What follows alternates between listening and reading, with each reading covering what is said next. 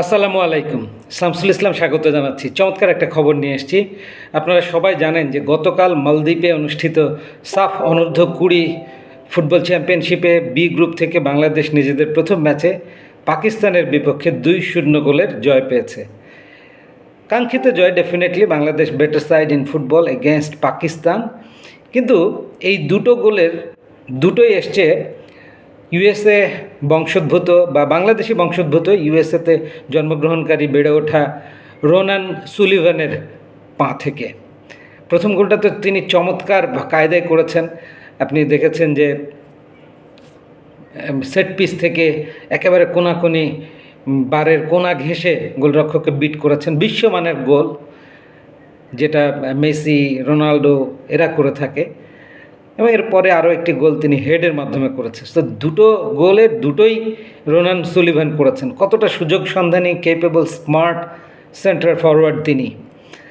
সত্যি কথা বলতে কি, আমেরিকান পরিবেশে বেড়ে ওঠা, শারীরিক মানসিকভাবে শক্তপোক্ত হয়ে উন্নত একাডেমিক এনভায়রনমেন্টে বেড়ে ওঠা রোনান সুলিভান, মূলত তারা দুই যমজ ভাই রয়েছেন। ডেকলান তার অপর ভাই, তারা দুজনেই যমজ, একই ক্লাবে খেলেন এবং একই সাথে বাংলাদেশ জাতীয় দলের অনূর্ধ্ব-20 দলে তারা ডাক পেয়েছেন। যদিও রোনান প্রথম ম্যাচেই বিশ্ব ফুটবল অঙ্গনের নজর কেড়ে নিয়েছেন। এবং এই ফুটবল ম্যাচ যখন চলছে তখন স্বাভাবিকভাবে তার প্রোফাইলটা জানবার আগ্রহ, ইচ্ছা দর্শক মনে প্রচণ্ড আকারে বেড়েছে। আমি সেই জিঘাংসা নিবৃত্ত করবার চেষ্টা করব আমার এই আজকের আলোচনায়। দেখেন, শুরুটা হয়েছিল এফসি ডেলকো একাডেমি ইউএসএর মাধ্যমে ক্যারিয়ারটা রোনানের বা তার ভাইয়ের। পরবর্তীতে 2025 সালে, অর্থাৎ গত বছর, তিনি ফিলাডেলফিয়া ইউনিয়ন একাডেমি দলে অন্তর্ভুক্ত হন। এবং ফিলাডেলফিয়া ইউনিয়নটা হচ্ছে মেজর সকার লিগ, ইউএসএর যে শীর্ষস্থানীয় প্রফেশনাল লিগ, সেই লিগের একটা দল। তো বুঝতেই পারছেন, সেই একটা শীর্ষস্থানীয় ক্লাবের একাডেমি টিমে বেড়ে ওঠার সুযোগ পাওয়া মানে কি, সিনিয়র টিমের জন্য তাকে প্রস্তুত করছে ফিলাডেলফিয়া ইউনিয়ন টিমটা।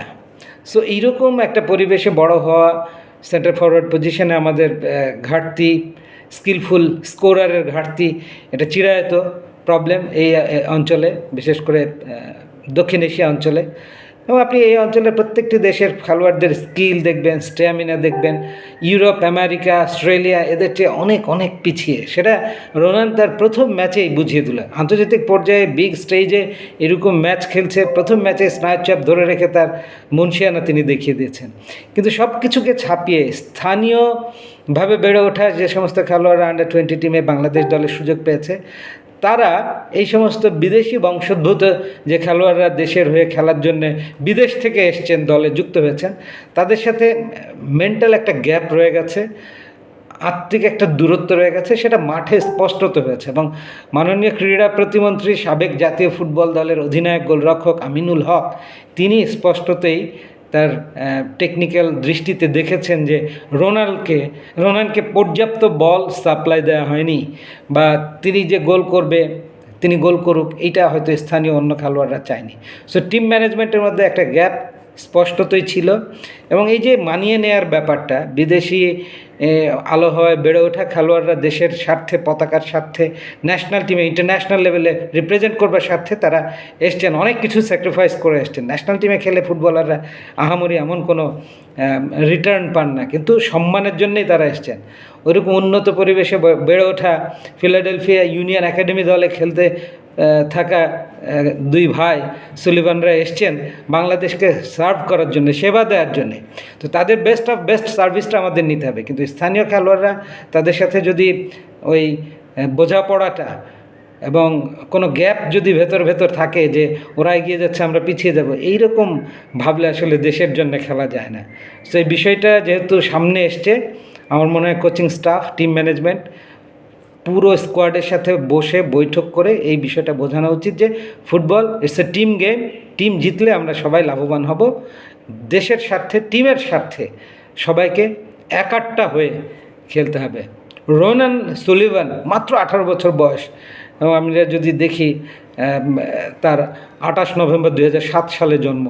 So long way to go, লম্বা একটা সময় আমরা সার্ভিস পাবো। সমিত সোম, হামজা চৌধুরী, তারেক কাজী, জামাল ভুঁইয়াদের মতো খেলোয়াড়দের উপস্থিতিতে দেখেছেন নিশ্চয়ই সাম্প্রতিক অতীতে বাংলাদেশের ফুটবল আন্তর্জাতিক পর্যায়ে বেশ আলো ছড়িয়েছে, শক্তিমত্তা বেড়েছে, স্ট্যামিনা বেড়েছে, খেলার স্টাইলে গতিতে যথেষ্ট পরিবর্তন এসছে। সো রোনান সুলিভান বা ডেকলান বেঞ্জামিন সুলিভান এরা দু ভাই যদি তাদের স্কিলটা ন্যাশনাল টিমের জন্য পরবর্তী সময়ে কিছুদিন পর সার্ভ করতে পারে, ডেফিনেটলি বাংলাদেশ দক্ষিণ এশিয়া অঞ্চলেতে বটেই এশিয়ান রিজিয়নেও কিন্তু ভালো করবার সুযোগ নিতে পারবে। ভিডিওটি অবশ্যই ভালো লাগলে আপনারা শেয়ার করবেন।